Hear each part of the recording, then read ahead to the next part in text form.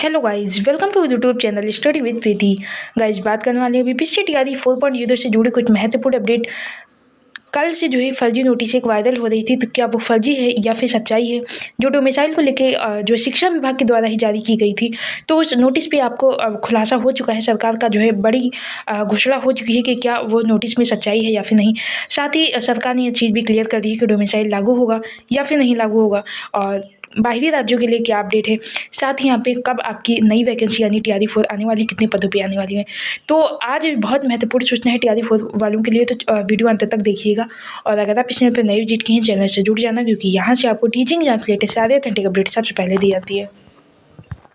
सबसे पहले यहाँ पे देखिए, शिक्षक भर्ती टीआरई 4 डोमिसाइल के भ्रामक अफवाहों पर बिहार राज्य सूचना आयोग सख्त।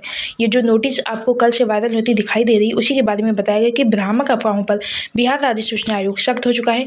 और यहाँ पे देखिए, राज्य सरकार द्वारा बिहार विद्यालय शिक्षक पात्रता परीक्षा में उत्तीर्ण अभ्यर्थियों से नैतिक, कानूनी और संवैधानिक स्तर पर अन्याय नहीं कर सकती है। 3 बार सीटों को भरे जाने के बाद भी देखा जाए कि बिहार में इंटर कॉलेज में नियुक्त किए जाने वाली सीटों पर पूरे भारत से आए आवेदनों के बावजूद भी लगभग आधी सीटें खाली रह जा रही हैं। तो ऐसी स्थिति में इन स्तरों पर डोमिसाइल नीति लागू करके भी कोई फायदा नहीं मिलने वाला है। अतः जिस कक्षा स्तर में नियुक्तियों में सीटों की सापेक्ष भीड़ है, उस पर डोमिसाइल नीति का विचार किया जा सकता है। आदित्य कुमार, शैक्षिक विश्लेषक, शिक्षकम बिहार, पटना के द्वारा ये अपडेट आ चुकी है दोस्तों। अब पूरी तरह से क्लियर हो चुका है कि डोमिसाइल नहीं लागू होगा, क्योंकि अगर पूरे भारत के राज्य के जो बच्चे जो है इसमें अप्लाई करते हैं, 3 बार सीट आदि थी, 1 2 3 हो चुका। अभी तक जो है इंटर कॉलेजों की आधी से ज़्यादा सीटें जो है रिक्त रह चुकी हैं। ऐसे में कैसे वो सरकार डोमिसाइल लागू कर दे, फिर तो उनके पास टीचर्स की बहुत कमी हो जाएगी, इसीलिए डोमिसाइल नहीं लागू करेंगे। आगे यहाँ पे आप देखिए, डोमिसाइल नीति पर भ्रामक जो सूचना जो फर्जी नोटिस वायरल हुई उसके बारे में, कि बुधवार को बिहार सरकार निगरानी विभाग एक फर्जी लेटर जारी किया गया।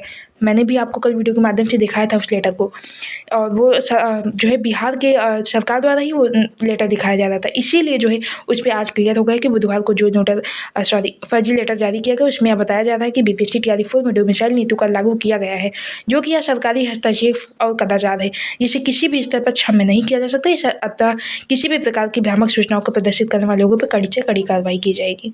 तो अब ये चीज़ें कन्फर्म हो गई कि वो मैंने कल भी आपको बताया था कि जो नोटिस वायरल हुए, कल तक सारी चीज़ें क्लियर हो जाएंगी। और आज देखिए, आप इस चैनल पर भरोसा कर सकते हैं, आज ही चीज़ें क्लियर हो गई कि वो नोटिस फर्जी थी, साथ ही सरकार जो है डोमिसाइल नहीं लागू करेगी।